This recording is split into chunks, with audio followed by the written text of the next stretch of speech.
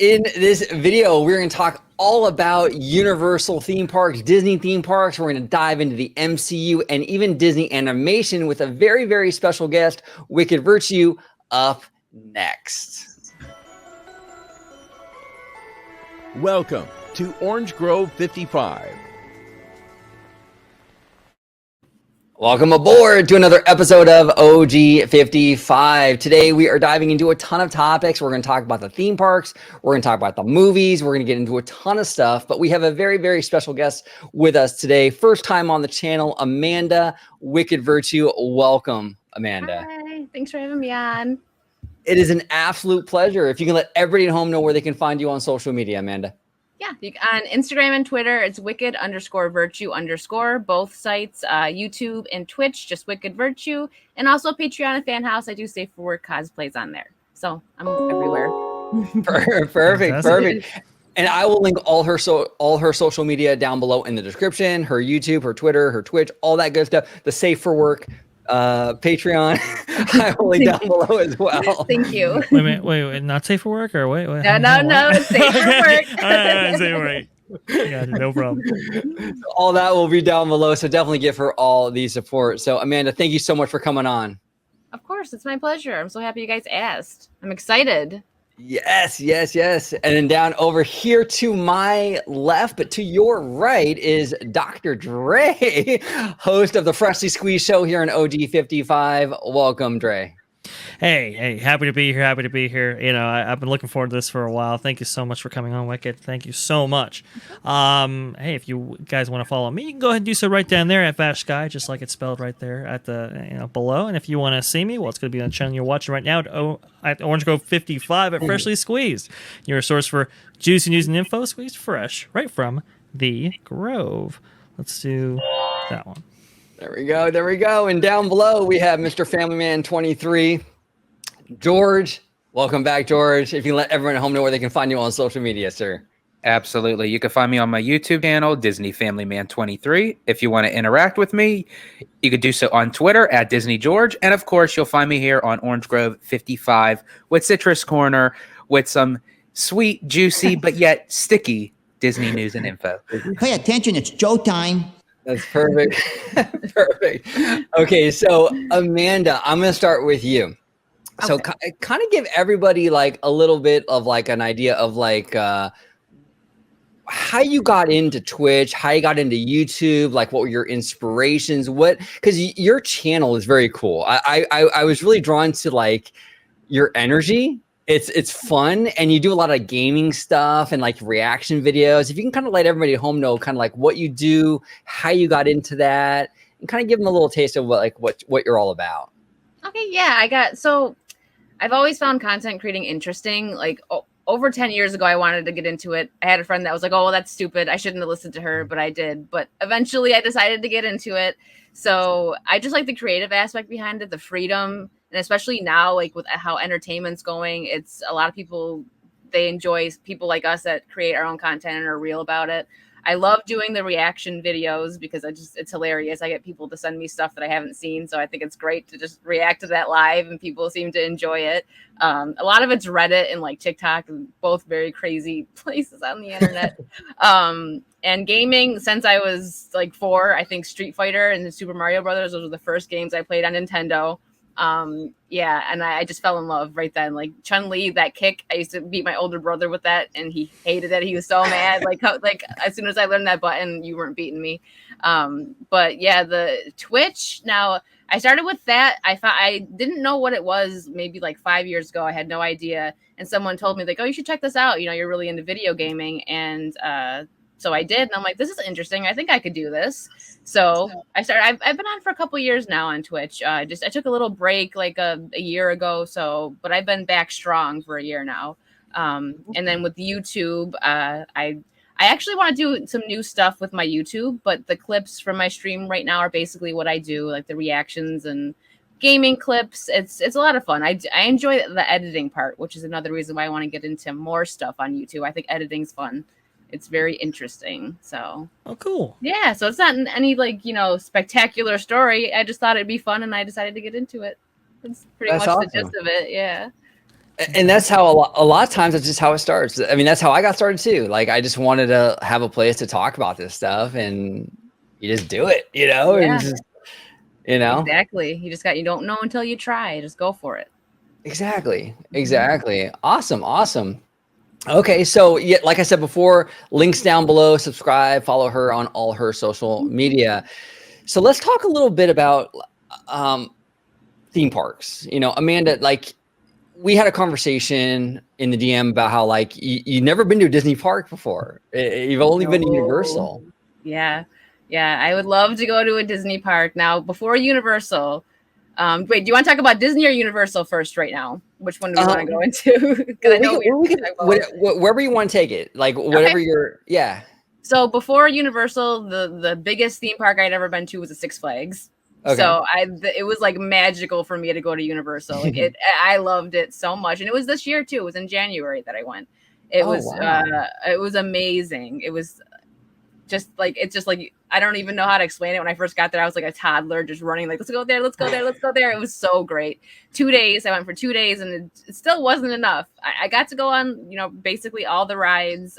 Didn't do the water park, but it was just like this. Have you guys ever been to Universal? Any of you, the Florida one? I literally just came back. I had my Universal cherry pop, so to speak, because it was my first time actually being at a Universal. So I'm actually opposite to you. You've never been to a Disney park. This was my first time at Universal. Yeah, it's great. Like it's the City Walk. Like you could spend a day just at City Walk at Universal easily. So, but yeah, it, like I said, magical is the only way I could describe it. Like I feel like I had never been to a theme park after that. I was like, all the other stuff that doesn't even count.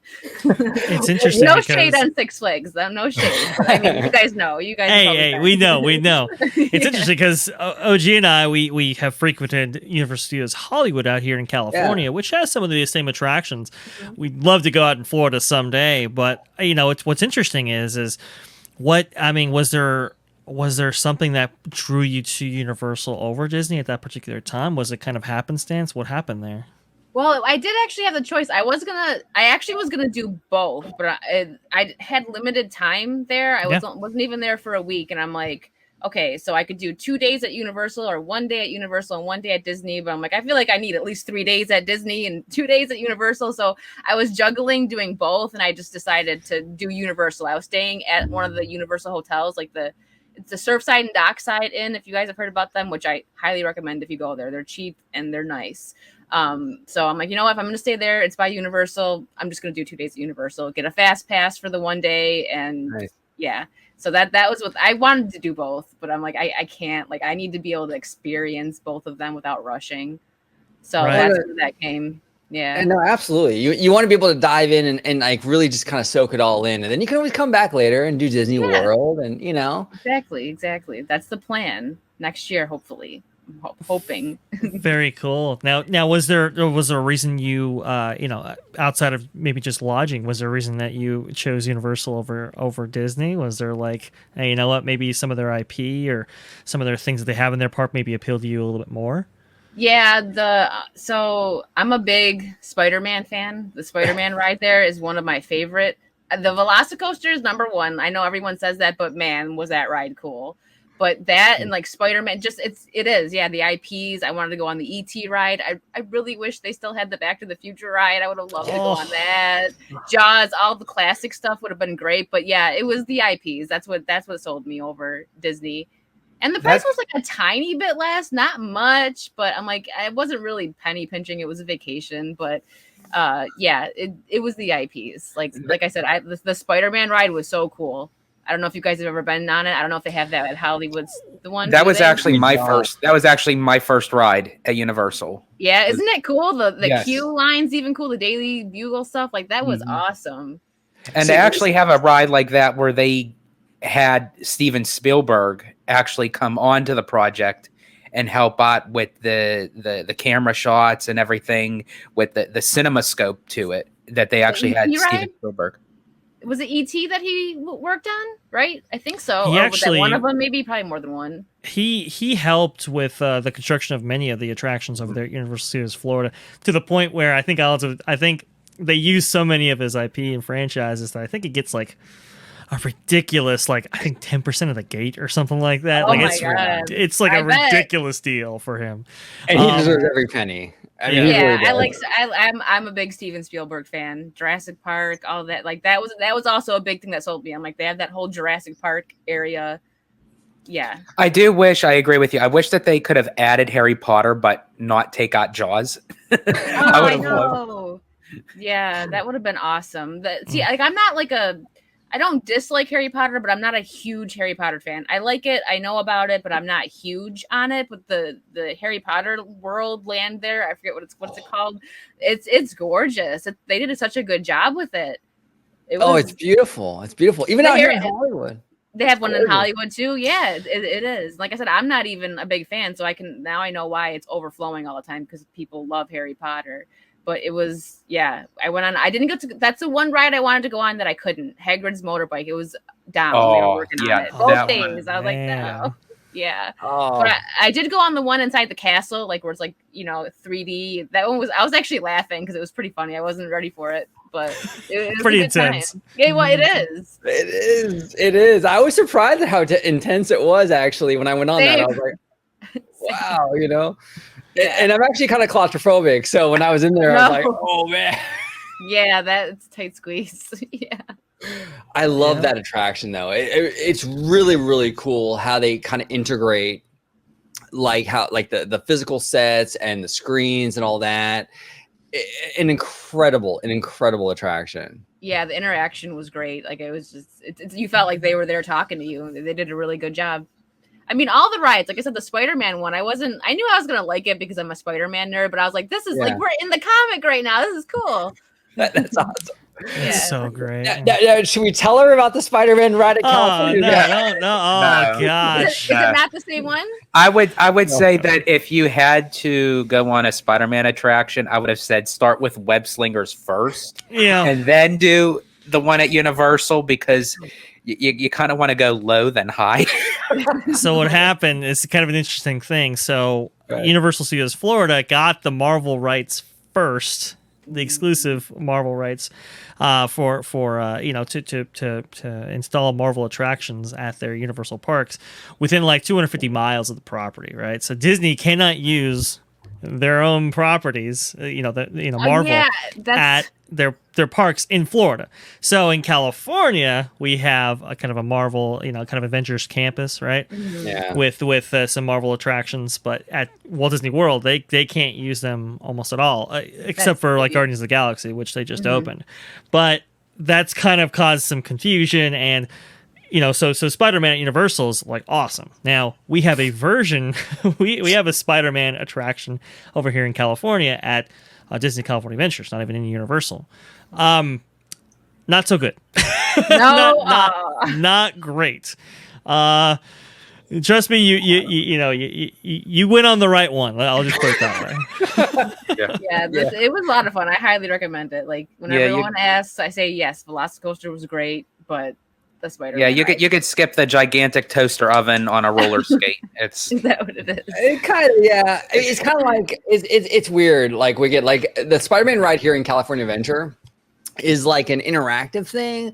So you kind of roll through like different sets, and it like you can shoot web at like various targets and things like that, right? So it's like it's part physical, part screen based, kind of like the Universal ride, but it's interactive. So when you're in your vehicle, you can shoot web at various things, which is pretty cool. I mean, on paper, it sounds really dope. Actually, in execution, it's not.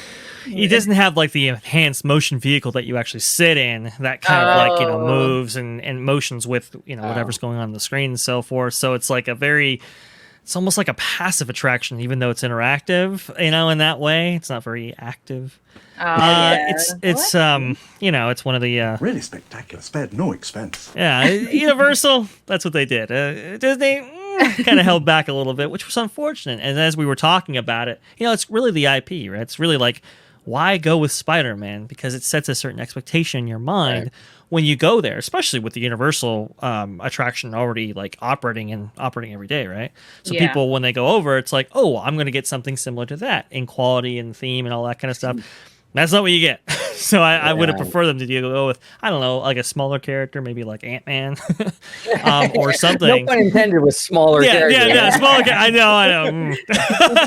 But just something that's just like that doesn't have that same kind of like intensity when you think about it. When that expectation level, right? So Yeah. But if you do end up going out to Avengers Campus and you're a Spider-Man junkie, you would love the Spider-Man Stuntronic. Oh yeah, that 100%. That's really but cool. I would love to go to Avengers Campus. I've heard, because you guys know, I've never been to either Disney parks, but people that are big fans that have been to both, they wish that the Star Wars was like the Avengers Campus. Like they said, the Avengers Campus was done very well, but not the Star Wars one, not so much. I said, I can't judge. I've seen videos and stuff, but that does really stink. I wish that they could have an Avengers Campus at Disney World. That would be awesome. That would be really cool. The cool thing about Avengers Campus, Amanda, is that like they are so synergistic. Like when like the Disney Plus shows were coming out, like every single version of Moon Knight or Loki or whatever would show up in Avengers Campus the week that episode premiered. That's awesome. That's what they should have been doing with Star Wars. They don't have any of the original characters. Like, that doesn't make sense. I know that's a whole other can of worms, but yeah, I've never been there, and it still makes me upset when I see videos. I'm just like, can we at least get an R2D2 rolling around, like something? Oh, don't even worry, Amanda. We're in it. Hold on to your butts. Like we're in it. Like this is the can of worms we're gonna pop because I mean, especially from somebody who might not have been to these parks, might be expecting that. That's definitely like what we kind of like, because we've made the argument before as like big theme park fans, Disneyland fans, like, hey, we want to see these characters. We want to see, Leia. We want to see Han Solo. We want to see Luke Skywalker, all these kind of things. But the Imagineers and people who are kind of, or Lucasfilm, they're holding that back. And it's like, why? Like, I think I don't understand. Not only us fans want it, but I think the general audience would too. And I think that's kind of, you're speaking to that. Mm-hmm. Yeah, they would. I don't get it. It would just make them it would bring more people. Because even new fans, like I have a friend who just started watching Star Wars. She was never into it. And she's like, she said to me, she's like, I don't really, she's like, no offense, because she knows I really like Star Wars. And I never really talked to her about it. She's like, I don't really like the Disney Star Wars. And I'm like, it's okay. It's okay. You're not alone. And I'm not offended. I agree. Like it's got its like K parts, but I'm on the classics. I like the originals and, that's where I stand. Like, I mean, I got Leia right there. I love the old school stuff. Nice. Yeah. You're 100%. Like, I don't understand why Disney can't like accommodate. Like, the thing with Star Wars is it's very generational, right? Like, it's an older franchise. Why not have a land that represents all the generations? Like, you can have the sequels in there. You can have Rey and Finn and all that. That's cool. But why not have a little bit of like the old school stuff, like Han, Leia? I don't understand why they can't mix that all in. It's Amanda, it's a massive land. It's like 15 acres. They can definitely fit it in there. I don't know why they don't. It's like money on the table. Yeah. It's so frustrating. And it's not that Disney has. Oh, sorry, Amanda. No, you're fine. I said it's not going to hurt them. It'll benefit them. That's all like 100%. Adding that. Yeah. But it's not as if Disney never tackled anything like that before, because I said it once, I said it twice, and I'll say it again. They've done a thing called Star Wars Weekends, where they incorporated everybody. So it could be done. I'm sure it was a massive success too. Yeah, it was huge success. Now we did receive official word that we're going to get, I guess. Well, we already got Boba Fett here in California, and now we're going to get Mando and Grogu in our galaxies, but Florida won't. That's a whole can of worms, because Florida has this, the Star Cruiser Hotel, which is they're probably saving the Grogu stuff for the $6,000 hotel. Yeah. It's the same. It's kind of like that's the weird thing. It's the same land, right? It's kind of almost an exact duplicate of what we have out in California, and yet they're not getting the same things that we are. And it's like, why again? I guess like OG alluded to, they had the Star Wars Galactic Star Cruiser Hotel where you can stay, and that interacts directly with the land. And so I think they want to keep that whole narrative cohesive, which is fine, I suppose. But it's one of those things. It's the place where Star Wars should live, and yet we're not getting all that Star Wars has to offer. And it's like, not even half. Yeah, put out $6,000 to be captured by Kylo Ren on a Star Cruiser when you could just buy a theme park ticket, go into the theme park, and guess what? You get captured by Kylo Ren aboard a Star Cruiser. Oh, lo and behold. It's a lot of Kylo Ren. Yeah. A lot of Kylo Ren. Change the narrative a bit. Change it up. Now, I want to ask you, Amanda, so you've only been to Universal and you had an amazing experience. Like, you've never been to Disney. Like, based on what you know, like what would be what Disney parks are you looking forward to the most? Like what's kind of on your radar in terms of like, I want to go there? I would so Disney World will probably be first over Disneyland, but there's reasons why I really want to go to Disneyland too. Like, I want to do both. But because like Disney World, they have Epcot and all those nice festivals. Like, I want to go to Epcot really bad. I want to do the drinks around the world. Like, I want to do that so bad. They always have like the gardens. Like, I love Beauty and the Beast, and they had like this beautiful garden with the Beauty and the Beast. I was like, oh my God, it looks so good. I want to go so bad. Like I said, next year is hopefully going to be Disney. But now Disneyland, the reason why I would love to go to Disneyland is because Walt actually touched it. Like, he was there. He created it, and that's like a very magical thing. Even though they're trying to kind of push him out. Maybe, I don't know if that's the true. Allegedly, what's going on isn't right. And listen, folks, a person who's never been to a Disney park sees it. What does that tell you? Yeah, well, I know exactly. No, and Amanda, you're so right. Like, you're so right. Like, there is a different energy at Disneyland. There really is. Like, George, you've been to both, right? Like, it's a completely different. Yeah, it's two different beasts. Mm-hmm. Yeah, really? yeah. Yeah, that's a lot. You'd think there'd be some similarities, but and with the Walt thing, and there absolutely are similarities, especially between Magic Kingdom and Disneyland, which Magic Kingdom is kind of modeled on. But like, something about Disneyland, it's like Walt stepped in it, and you can feel it and you can see it. And it's the weirdest. It's like it's a completely different vibe because of that. And so there's that kind of innate charm that came from his input, especially coming from his time period, that just no other park has, really. You can go to Disneyland Paris, you can go to Tokyo, you can go to Walt Disney World, and they're always going to be missing that quality, and that's definitely the reason why Disneyland is worth checking out. Yeah, I definitely want to. That it's on the list. Like I said, Disney World's probably going to be first sometime next year. I also plan on moving to Florida, hopefully sometime next year, so that'll make it a lot easier to go. But nice. Yes, Look at you. I'm trying to get out. I'm in New York State right now. I'm ready for warm weather. George probably gets it. He's in Pennsylvania. He gets the same weather. Yeah. Which lo and behold, that's my plan in the next few years to move down to Florida. So yeah, it's not a bad plan. But I will say that if you want to go to Epcot and do the drinking around the world, a little piece of advice: start out in Mexico and walk around, and then have someone carry you out from the UK. All right, good advice. I'll make sure I do that. And another reason why I'd like to go to Disneyland, I want to go to Knott's Berry Farm too. I have somebody who's in my community also watches you guys. He's the one that wanted to tell Drunk 3PO to have you on his podcast, and I'm like, he already did. And he's like, oh, shoot. And I sent him the video, but he's always talking about Knott's Berry Farm. He wants to send me boysenberry wine. I really like wine. And he's like, you need to try it. Next time I go there, I'm going to mail you some. Like, he's great guy. He probably seen him around. But anyways, he's a big theme park person, and I get a lot of information from him. So, yeah. Oh, yeah. That's cool.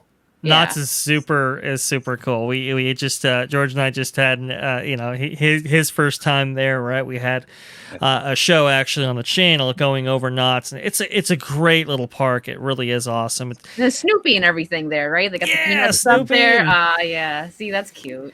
It kind of embodies the, kind of maybe a little bit of the Disneyland kind of charm and some of those characteristics, but kind of done in a different way. And it is really cool. Definitely worth checking out for sure. Yeah, they were friends, right? Well, what's his name? Was it Walter Knox? Yeah, Walter Knott and Walt Disney. They were big friends. Yeah, okay. Yeah. So yeah, they kept the magic, I guess, over there at Knott's. They did. They did. And the cool thing about Knott's is that it's still kind of like, it's not like Disney is like such a $1 billion mega corp, you know, like where Knott's is still a little scrappy. It's a little more bit family, like family owned, right? That's not something that I never got. Speaking of that, like, how come no Disney owns anything about Disney? Like, none of his grandkids. I don't understand that. I don't know what happened there, but in the 1970s, this is interesting.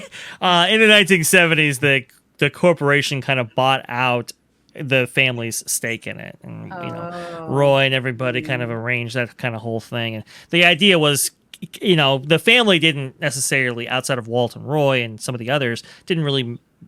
They weren't really, let's say, they didn't want to run a corporation. They didn't want to run a business. So it was like, take care of the family, make sure they're okay, obviously. But, let's turn it into maybe a corporate entity with some people working in it, but nobody really having an ownership stake. So it's kind of how it works.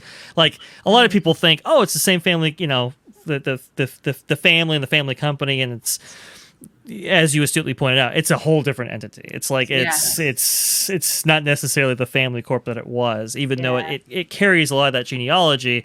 It's just very, the only person who's really kind of who's kind of a stockholder or whatever, Abigail Disney. That's the only person that's really kind of involved. Is that his granddaughter? So it's great-granddaughter? Walt's brother's granddaughter. Okay. So that's kind of how that works. She's a piece of work. Okay, I'll just put it that way. She's a piece of work. Oh no. And so there's really, there's not many people left, unfortunately, fighting for Walt's original vision. Honestly, it's like you don't really, as Michael Eisner would say back in the day, it's like you don't really want a dead guy running your company, right? You kind of have to go in your own direction, and hopefully you can stick to those core values that Walt kind of instilled. Yeah. Unfortunately, lately they've kind of been slain a little bit, which is a constant source of friction and a conversation on this channel, actually. Yeah. Which I am glad that's why that Diane Disney, Walt's daughter, actually founded the Walt Disney Family Museum. Yeah, because that's like a piece of history that where you can walk in and it's all about Walt, like literally from stem to stern. In San Francisco, Diane Disney, as George points out, started the Walt Disney Family Museum with the help of a lot of the Imagineers. They contributed to the project and stuff like that, helped design it. And that's a very kind of family-done kind of thing, but, includes a lot of what he did, to set up the Disney company and all that. Very, very cool if you happen I to would be love in the area. to go that. I like a lot of the behind the scenes stuff. Like I've watched, clips on like when he was working on Peter Pan, like the actresses and stuff doing Tinkerbell stuff and him, talking to the kids and pointing, telling them what to do. And it's very interesting the way they used to do the animation back then, for sure. It is. Yeah, we did a video recently, Amanda, basically, I don't know, like for as long as we can remember, right? Like I think since like 2005 or even before that, Disneyland, every July 17th, which is Disneyland's anniversary, they would play Walt Disney's speech in the park. It would be like a rededication, right? Yep, I saw the video. This whole thing about like to all who come to this happy place. This was the first year in like 20 years they didn't play the speech. And we did a video on this and we're like, okay, that's a little fishy because, Disney's kind of going in this very kind of like this woke direction to say, it's a little bit. And then, Walt's like rah, rah, rah, America speech got cut. Okay. That's a little suspect, right? Yeah, that is. And I'm like, it's been depressing. I'm like, hopefully they bring it back next year. We'll see. I don't know. Yeah. That doesn't make sense to do that. It's not a bad speech at all. It's a very welcoming, warm speech. So I don't get it. It's to all who come to this happy place. It's not even, there's not even use of gendered language in there. It's to all. And in fact, it was okay, when they got rid of ladies and gentlemen, boys and girls from many of the spiels, pretty much all of them. One of those was the Main Street Electrical Parade. They replaced it with the front of that speech, to all who come to this happy place. The fact that they wouldn't deem that appropriate to play in the park on its birthday was just a bizarre decision. And some Yeah. people are kind of excusing it like, oh, no. It was just time. They didn't have time. Oh, it was an oversight. They forgot. They didn't have the budget. It was like, what are you talking about? Budget It is a was 30 hit a button. Not to have it. Yeah, exactly. Not the budget to press the button. That's exactly it. Amanda, 30 seconds. Yeah, it's 30 seconds. Amanda, your reaction is exactly my reaction. What, they couldn't push the button? That's exactly it. There's like no budget to pushing the button to play the speech. It's crazy that's even like the excuse out there, you know? They could have had one of the janitorial staff press it. Yeah. Anybody really? They could have done anything. And I tell everybody all the time, okay, well, you know, if you didn't have, maybe you didn't have the audio clip up, right? Maybe you didn't have the resources at that time, oversight, whatever. Okay, then have somebody read it. The plaque is right there. Everybody's standing in front of it. It's very simple. I can recite it at the top of my head, but you know, if you didn't have that, it's right there. Still nothing, and it's some of those kind of core values, kind of like.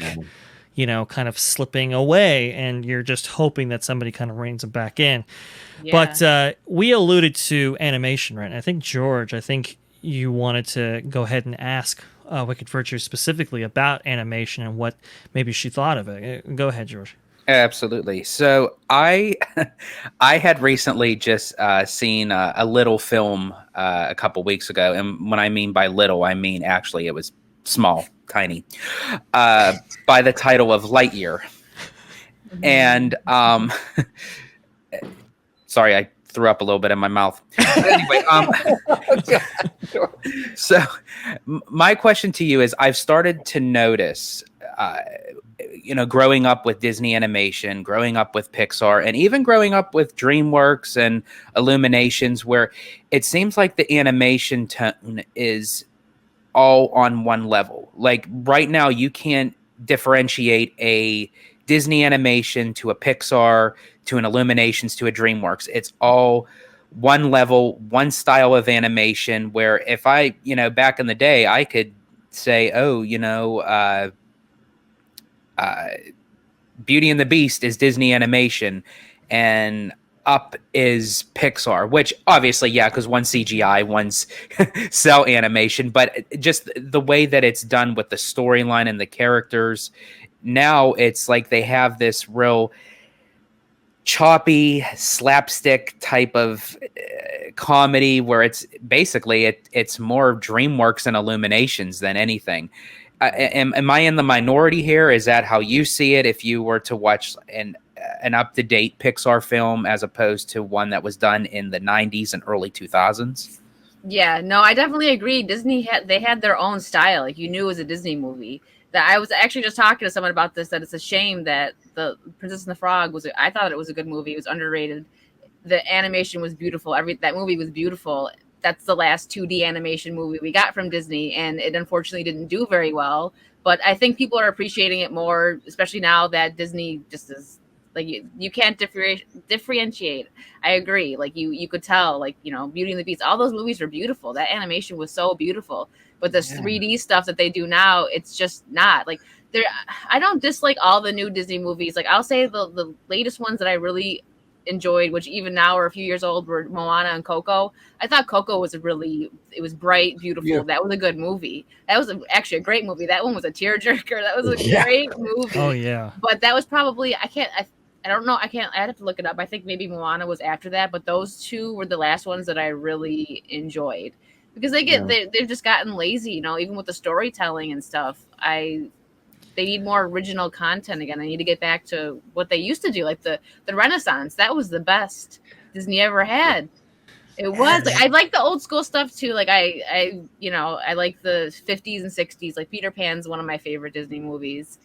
But then the rest is basically Disney Renaissance. I just love. I grew up with it. It was the 90s. Like, my favorite movie in general is The Lion King. Got the Lion King card right there, and Beauty and the Beast. Like, those are my two favorite movies from Disney. Well, and Amanda, you're absolutely right, and I love that era too. I love the '50s, like the Alice in Wonderland, the Peter Pan, the Cinderella. Oh, it's like quintessential Disney. And the thing I love about the Renaissance era was like it had like 1 foot in the Walt era, but 1 foot kind of going forward. It was like it was new enough and fresh enough for a modern audience, but it was still true to like the Walt era stuff. Yeah. Like, like Little Mermaid, Beauty and the Beast can sit on the shelf with like a Peter Pan or a Cinderella. Like it felt like it was of the same, I don't know what you want to call it, like the same category. It fit all together, right? It felt like a natural continuation of that Walt era. And I just love that stuff. I absolutely love it. Beauty and the Beast is seriously, to this day, my favorite Disney animated film is like the crown jewel of the studio. I would say that's the most beautiful. Sorry, I didn't mean to cut you off. That's the most beautiful Disney movie ever, like visually. So good, and it was just beautiful, and Little Mermaid, and it just all felt like there was a magic to it, and it felt very Walt. Even honestly, I mean, dare I say, like Beauty and the Beast, like kind of even surpassed some of the films even Walt did. They were just so great, and now I don't know. Different. It's very different. Back in the day, even the Academy felt that way. That's why they nominated for Best Picture, which is a title that Walt never earned for any of his animated films. It should have won. Time. Oh yeah, it should have won. Definitely. 100%. Yeah. Silence of the Lambs. That's going to be tough. That's going to be a tough one to beat. I get it. Very different movies. Totally different movies. I get it. I understand. But that's kind of the what is it, the kind of class that they were in. They were just in a class alone. And now, as they've gotten away from some of those principles that really set them apart, I mean, look, I absolutely love Coco, and they were still doing, at least Pixar was up until that point. But now that both of these studios have strayed from the things that really set them apart, they've kind of like George said, they kind of have just been reduced to not even being distinguishable amongst the other animated studios out there, and it's really kind of a tragic thing to witness. So Wicked, I do appreciate your input on that, because it is something where it's like, are other people noticing this? Not just the hyper fans, but is the general audience knowing this? And I think they are. Yeah, I mean, especially growing up in the Renaissance era. I grew up in the 90s, so I had that magic that, like, you see that every Sunday when they put a movie on. I had all the VHSs. Like, it was just so beautiful.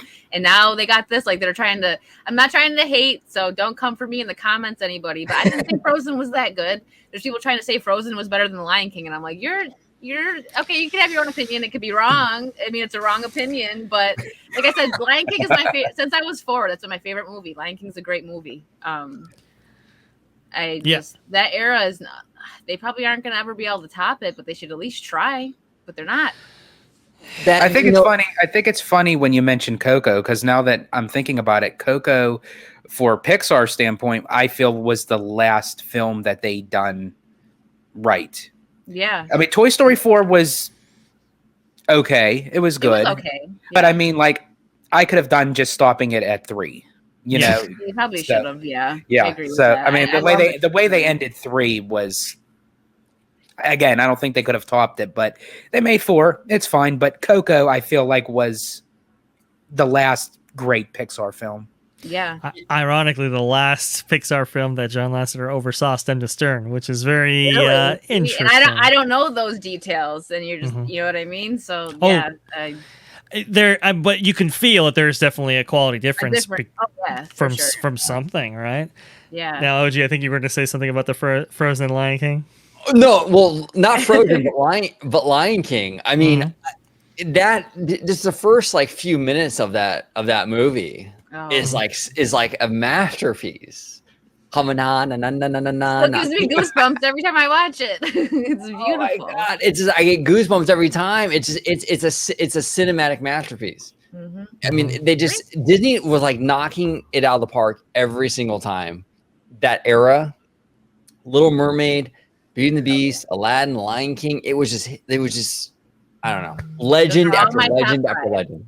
all top 5, and then Peter Pan's also in there. Which what you said, they go together. It's like they were made in the same time.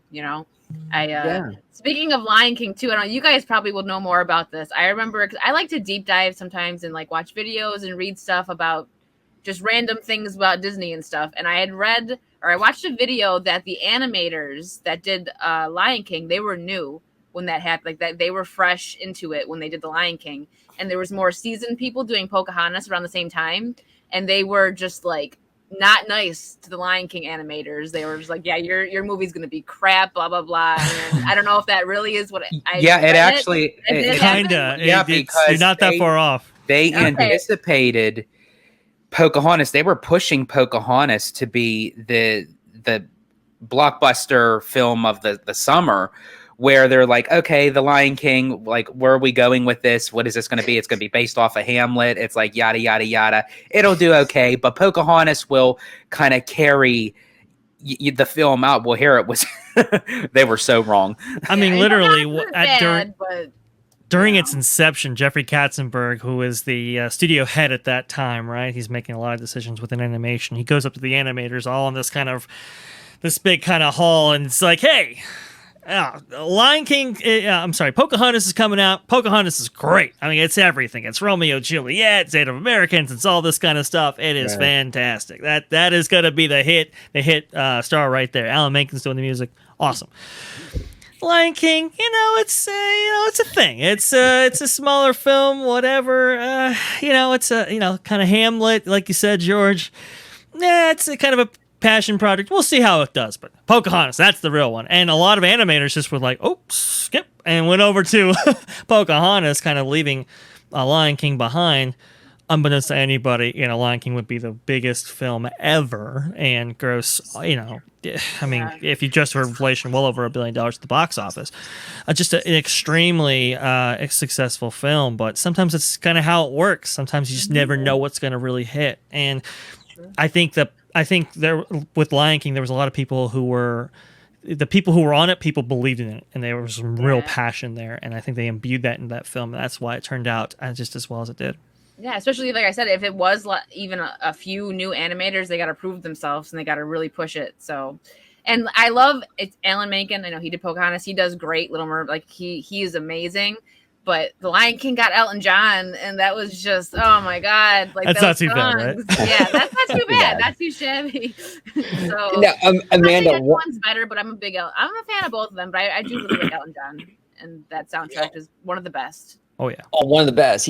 Elton John absolutely killed it. Amanda, I don't know if you have Disney Plus, but one thing, if you're a big Renaissance era fan, one thing I recommend on Disney Plus is the Howard documentary. It's about Howard Ashman, and he's kind of the genius behind all the music of Little Mermaid, Beauty and the Beast, and even Aladdin.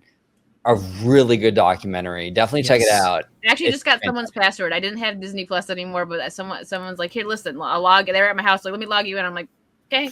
So I'll do it. I used to have Disney Plus, and I watched a couple of the documentaries and stuff, and it was very interesting. But yeah, that's interesting. That's my top 5 Disney. It's Lion King, Little Mermaid. Well, Lion King, Beauty and the Beast, Little Mermaid, Aladdin, Peter Pan. So if he worked on the 4 there, that's very interesting for me. And you had mentioned that you love the behind the scenes. I'm not sure if you had the opportunity to see it on Disney Plus, but check out the Imagineering story. Okay, I don't think I did see that, but yeah, like I said, now that I have someone logged in for me, I'm like, you know what, I'll catch up on everything. If I could add to that list, Waking Sleeping Beauty, about the animator's story going through that Renaissance period and how that all formed. Another great one for sure. Yeah. Not to add to your. No. I like having some. I'm more into podcasts and documentary stuff. People are always telling me to watch stuff, and I mean, there's things I like, but I just, a lot of times I'm cleaning or I'm doing something. So I'd rather just put something on I can listen to. So even with that, I know it's visually, I can put it on and watch, but things that I can just listen to, I prefer that lately. So I'm all for it. The same way. Yeah. Yeah. Yeah. You get more done. I don't like to just sit there really. It's I could be doing stuff and listening. That's how I feel you. That's kind of why I'm kind of team stream. I do the same thing, Amanda. I'll put it on and then I'll kind of clean up or I'll cook or do whatever while it's on. right? It's not like I'm like sitting here like having to focus on it. I can actually like listen to it in the background while I'm doing other stuff. So I totally understand. Exactly. Well, that's what the other day when I was cooking, I had the stream that you guys did talking about the speech. That was just the other day that I listened. I think it was yesterday, the day before.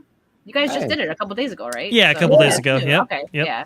So yeah, I'm always happy to find good podcasts and videos to watch like that. Hey, so we appreciate it. We like to know that somebody's watching and listening. Yeah, no, there's like I told you, like there's people that knew who you guys were before you were even on like from Drunk DPO's community, and he knew who you guys they knew who you guys were. And but they didn't see you on the podcast, and I'm like, well, there's the episode, watch it. Now we're on. That's yeah, fantastic. a lot of people, it's the theme park community, you know, a lot of the people like the same types, and you guys definitely align like with park hopping, you know, so yeah, a lot of the same, you know, thoughts on everything that's going on, we'll say. But yeah. Yeah, it's crazy. Like there's so much going on right now with the theme parks and all that stuff. Like it's wild, man. Like it's really, really wild. Like there's a lot. Oh, do you want me to share your screen, Vash? Do you have a thing? Yes. Well, go ahead, continue your thought. Kick it off to me, and we'll share it because I think everybody would get a kick out of this, and it goes into our last question here. Oh, okay. Let me add it then because we're gonna pivot to the Marvel thing. So cool. Is this Marvel? This is Marvel. So, all right. This is kind of a thing going on in the community right now about specifically about Marvel Phase 4. You can go ahead and read the meme. Yes, watching new Marvel films after Endgame is like playing side quest after finishing the final boss in a game. Changed my mind. I feel exactly the same way. Yeah. And it's kind of funny because I was having this conversation with Jay from Story Geeks, who we've had on the channel before, and a couple of other people in our kind of circle. And I was just expressing to them like, man, my investment, there's kind of a lack of investment that I have in myself personally for like the Marvel films coming out now, because it's just like, I don't know if it's something that where they don't resonate, or it just felt like Endgame was so climactic in the way that it was presented. Do you feel this way? Do you feel that the Phase 4 films are kind of not up to snuff or kind of lacking in some ways? Oh yeah, definitely. There's things I like about some of the like the shows and the movies, but it's not. Marvel did such a good job setting up from when they started and getting to the end game point, and it ended perfectly. I mean, some people even died, so it's like there's, you know, it feels like it's like an epilogue side story is exactly what it feels like with what they're doing now. And some of it's just so like lackluster. Like to like get into an example, like the Loki show, I was kind of excited for it. I like Loki. I loved the character development they did with him from going from villain to hero and actually being, you know, a real hero. But then in the Loki show, that's all gone, but he still becomes a better hero in 5 minutes. Like it's like they don't respect the older characters. And same thing, like Black Widow is my favorite female character on Marvel, and they didn't do her justice with her movie. She should have got that way sooner. We should have got a Black Widow and Hawkeye movie before Endgame. Like everything she's talking about in the movie, like her and Clint like doing the stakeout and all that. Give me that movie instead, please. Like I'd rather see that. That'd be way more interesting. I do think that Scarlett Johansson was robbed with that. Like I said, I thought she did a great job as Black Widow, but the movie just was very lackluster. You echo a lot of my sentiments regarding Scarlett Johansson, Black Widow. Black Widow should have definitely had her movie much sooner, at least sooner than. Thank you very much. And that right there, right? I didn't watch that one. Then Captain Marvel, Brie Larson. Yeah, well, don't worry, you're not missing anything. Everyone says that. They're like, you don't need to. It's fine. Don't worry good. about it. You saw a game, you're good. Yeah. But yeah, I mean, it's like you had this amazing, like you said, female character, awesome. Like you know, I was into her story, like, you know, out the gate. I'm kind of a big Punisher fan myself, so there are instances when Black Widow and Punisher kind of meet together, and there's some stuff with those stories. And when we saw the Scarlett Johansson interpretation of her introduced in Iron Man 2, I was like, oh yeah, I'm totally in. This is awesome. This is great. And I was waiting for that story, and the fact that she got passed over for some other films, especially Captain Marvel, it was like, come on, really? And by the time Endgame happens, especially knowing, you know how Endgame actually goes and everything like that, I was, my investment was kind of lost at that point. And exactly. I think that maybe affected the film in negative ways.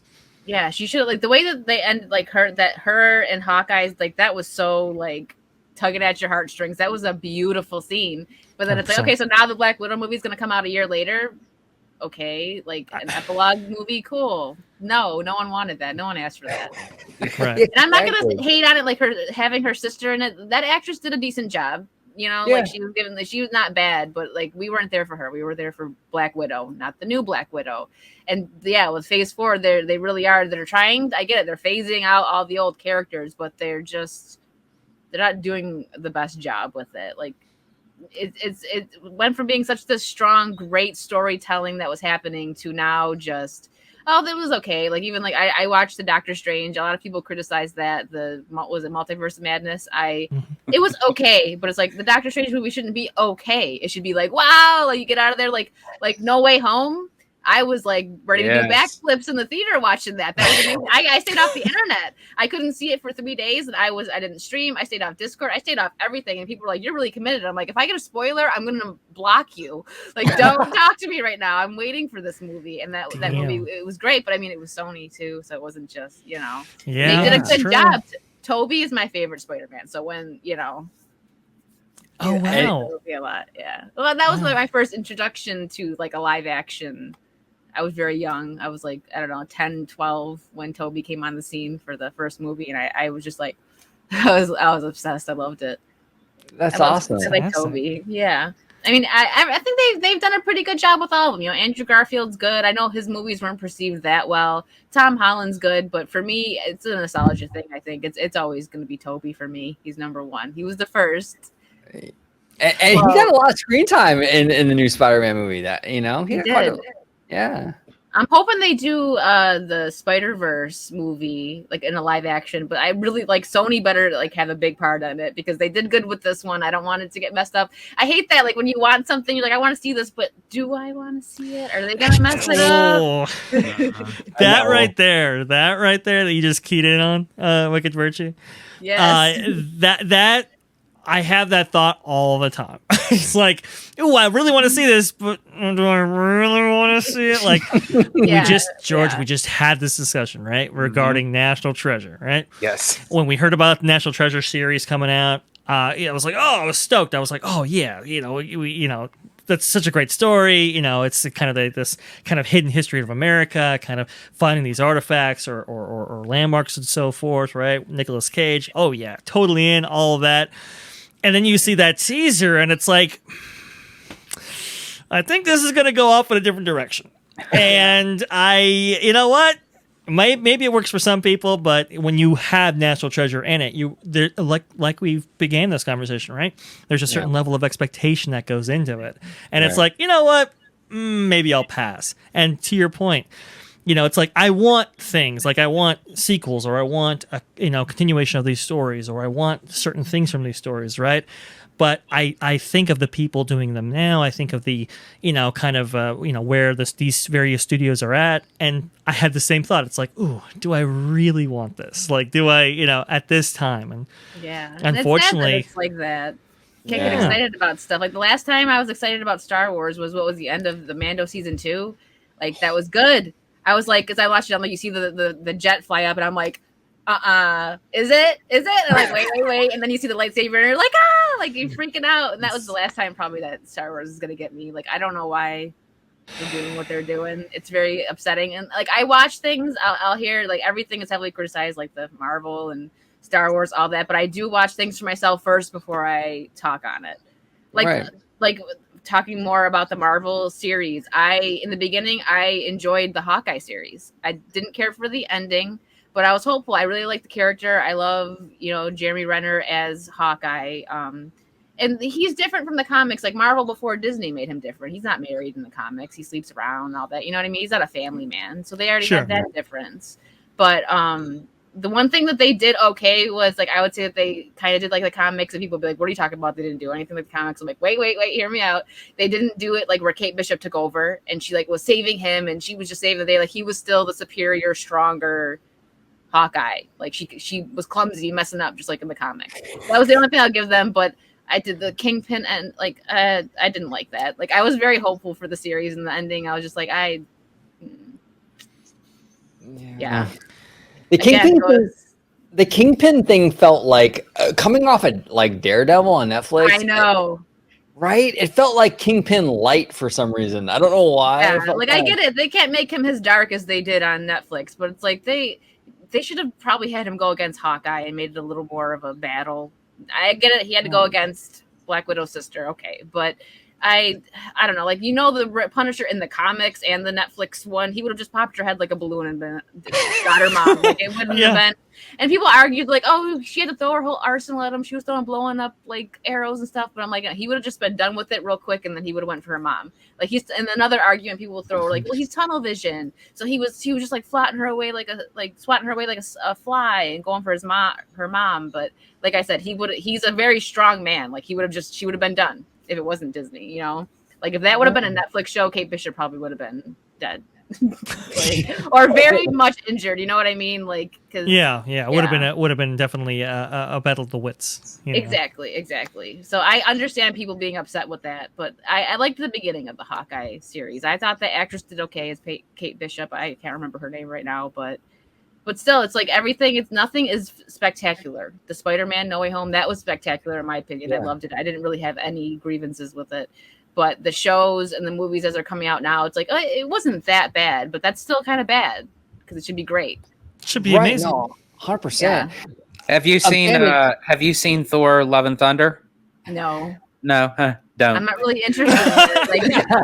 Like, what they did to Thor, he's supposed to be a freaking god, and like he's this not even, I feel like saying he's a shadow of what he was is still being too nice.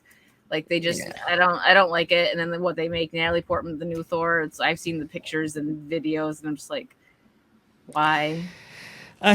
It's weird. It's weird. Amanda, did you have issues with and I might just be super nitpicky, but like with Doctor Strange Multiverse, was like the CGI really bad in your opinion? Like, I felt like I was watching it. Wasn't it bad? Yeah, it wasn't good. That's what I'm saying. Like, I'm saying like the movie as itself wasn't that bad, but that's still bad. Like, it should have been great. The first Doctor Strange was really good. Like, all of it was great, but this one, it was very shoddy. And like what they do with Wanda, just like Wanda was a really good character in the beginning, and now they just made her all, I don't know. Like, the CGI wasn't good. It could have been way better. They could have increased that budget by a lot. Yeah, I agree. Yeah, I don't know. And it's weird too. I was just hearing, I was just listening to actually Midnight's Edge, and some of the guys were saying on there that, what is it? The I guess like Marvel like overpays for subpar CGI or VFX or kind of post production, and it's like, why is that a thing? Like, what? Like, we got to get this like wrangled in here. We got to have shapes, right? We got to have him go Kingpin and going, hey, what's going on here?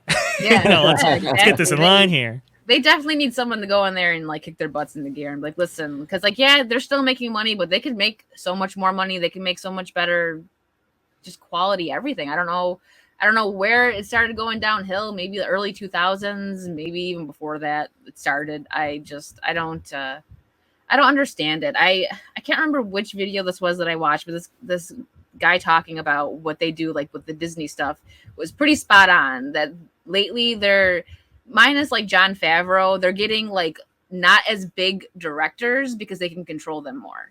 Yeah. Versus like an example is like how the Duffer Brothers with Stranger Things, that I love Stranger Things. Not everybody does, but I think it's very well done, and it's their creative child. Like, they do it. I don't think any higher ups drop in to put their social or politics, anything into it.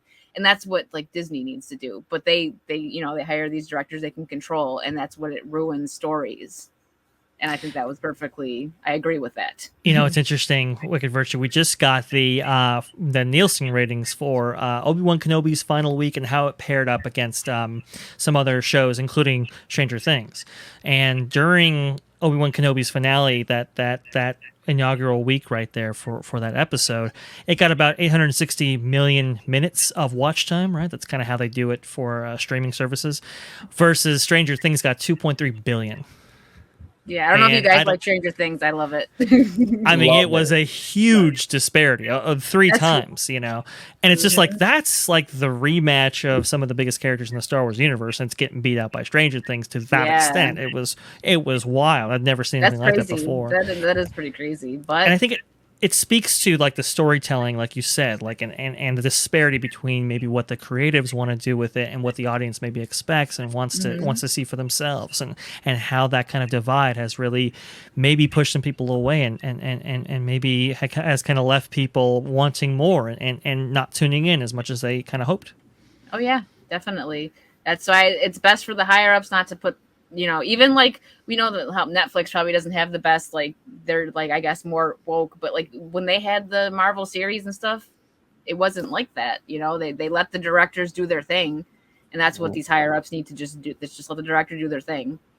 Let them tell their story without you interfering and putting, what you think should be in it. 100%. It ruins it. Ruins it. Oh, it 100% ruins it. Yeah, it does. They need to like, back off, let the creatives do their thing, give them the money to do their thing, and then when it comes to the creative aspect of it, just back off. And that's what actually happened to, and I apologize for the sun. We're getting actually bad storms right now, but if it comes through, I do apologize. But that's what kind of happened with George Lucas. That's why he wanted to leave Hollywood when he did American Graffiti. I mean, you had these big top-notch people saying, well, you have to do it this way or have to do it that way. And it's like, they did their movie, but he wanted to do the movie he wanted to do. And I think he said something along the lines, it's like if you have your child and you cut off one of their fingers, but it's still your child. But we just had taken one of their fingers away. That was like something like that of his analogy of how he felt towards the studio taking over American Graffiti. Right. Yeah. Well, and you think about that time period too. You had the rise of the independent creator, right? That a lot of these people who were coming into the kind of the film industry, but outside of the studio system as it had been established in years prior. So you had Francis Ford Coppola, you had Steven Spielberg, you had George Lucas, kind of getting into the studio system, and they kind of have this, I don't know, disposition towards kind of this freedom. And then when they're thrust into the studio system, it's like, ooh, I don't quite like this. And, in George Lucas's instance, when he did Star Wars, it was like, okay, well, I want a little bit more control, obviously. And with American Graffiti, he was able to do that. But even when Star Wars was being produced and everything like that, he didn't have the freedom that he wanted ultimately. So that's why he goes with the big push after he gets money from merch and all that kind of stuff from the original Star Wars. Okay, I'm going to take this series and I'm going to make it my own. I'm going to get the rights. I'm going to do all this kind of stuff, build Lucasfilm from the ground up, and away you go. And those films are absolutely radically different than maybe a studio system would have preferred. And it's just it's disheartening when you have these creatives who, like you said, whether it be for control or otherwise, just aren't necessarily the best for the products that they create, or it will impart stuff that maybe isn't relevant to the story that they're attempting to craft and all that kind of stuff. And unfortunately, it's really doing damage to not only the characters involved and everything like that, and the films that are being made, but the franchises that they're working with. So it really is an unfortunate thing. You got to get these creatives back in lockstep with the stories that they craft and the fans that they appeal to. Yeah, I agree. That's they just got to back up. Let the creative minds do the work. Yeah, that's 100%. Simple. Yeah. It's really an easy thing, but a lot of these executives, they can't help themselves. They got to put their especially these days. It's just always, you gotta always be like, I don't know. I'd say, like, I guess politically correct is how they feel. I don't know, but I just think entertainment, like, when that's why a lot of people are going more to, like, they like manga and stuff now. I've heard, because it's just entertainment, even if it's silly, like some silly zombie movie. Someone will rather watch that because it's just a silly zombie movie. You don't got to think about it. Like, that's just how it's getting people. They just want entertainment, not everything happening is in your lives daily, the news and all that, and they want to be taken out in entertainment. And I guess these higher ups just don't get it. They don't get it. Yeah. They really, really don't get it. And that's 100%. People want escapism. They don't want to be, drawn into, like, the real world. And there are examples of this working. The greatest juxtaposition of this is like Lightyear and Maverick, right? Lightyear, man, there's obviously there's a little bit more of a political angle there in some aspects, right? But even just like the character of Lightyear himself, he's not very likable. He's just like, oh, I can do everything, and then he like doesn't. He fails constantly. He always has to be saved. I actually was counting the times he was saved. I lost track at like a dozen. I just saved constantly is almost useless and so forth. And then you have a character like a story like Maverick, where it's like, that guy's the dude. And he's obviously had failures in his previous adventures, but and he has failures here, but he's still competent. He's still that guy. He's still, while he is growing himself, he is still like somebody that you root for and that you want to see do well, and that you kind of want to see how that story actually takes place and plays out. And yeah, he is saved, but only in the instance where he actually saves somebody else and so forth. And it's like, that's it suits juxtaposition of styles completely, and which one made a humongous box office and which one didn't. And it's like, I think you speak to it perfectly. It's that escapism. It's like, I want to be entrenched in a story that is made with love by the creators, and it just wants to tell a story without narrative, without anything else attached to it. I think that's, to your point, that's where the rise of manga and some of these other alternative pieces of content are really coming into their own, because people want to get back to that in some way. And there is money to be made there. It's just the studio's got to figure it out. Yeah, exactly. Yeah, Maverick was awesome, by the way. Yeah, that was such a good. It was just great Top Gun awesomeness, like 80s, but now, like, it was just great. I really enjoyed that one. That was a good one. I didn't see Lightyear. Maybe I'll see it like eventually when it's on a streaming service. I wasn't in no hurry. I mean, it's not even Tim Allen. Like, come on. If you want to see Lightyear, don't. Yeah, exactly. I'm not like I'm looking forward to it or anything. So I probably won't. Like I said, if it's on or something on a streaming service, maybe. But it just didn't like. Even if Tim Allen was a part of it, I'm not sure that it would have really captured my interest. Yeah. Like you said, it's Buzz. Like Buzz is good when he's with the rest of the gang. Like when you do Toy Story, you kind of totally. Yeah. And Amanda, you brought up a great point when you said like Maverick was like the 80s, but not. It's so true. It is. It feels like the 80s. It's like an extension of that original movie. It just had that magic. It was so good. But that old school Hollywood, it was like a return to form. It was just so fantastic. I love that movie. Yeah, same. It was great. That's how you do. I mean, when you do a sequel 30 years later, you don't expect it to be so good. I want a Rooster movie now. Like, same people that did Top Gun, can we get a Rooster movie? Continue the story. That he was great. I thought when I first was watching it for a second, I'm like, or when he sees a picture, like Rooster graduated, I'm like, did they do like some CGI with Goose? Because they didn't take a picture of Goose when he graduated, like when he was wearing whatever, or he didn't graduate because, Top Gun, but I thought it was Goose. Like I thought they needed him in the outfit, so they did some kind of CGI. And I'm like, oh my god, that's the actor Miles that's playing his son. They did a great job. He looks just like him. It was believable as his son with the mustache and everything. It was like, oh yeah, the piano scene gave me goosebumps. That was, oh my gosh, they did good with all of that. Iceman, Val Kilmer. If you guys haven't watched the documentary that Val Kilmer did on Prime yet, on Amazon Prime, it's amazing. I've heard unbelievably good things about that. It's so good. I had no idea about his life. Like he lived such an incredible life. I mean, I know he's still around, but he's got the issues, he can't act anymore. I'm happy they brought him in the way they did, though. I didn't think I thought maybe there would just be a picture of Iceman or something, but they did a good job with it.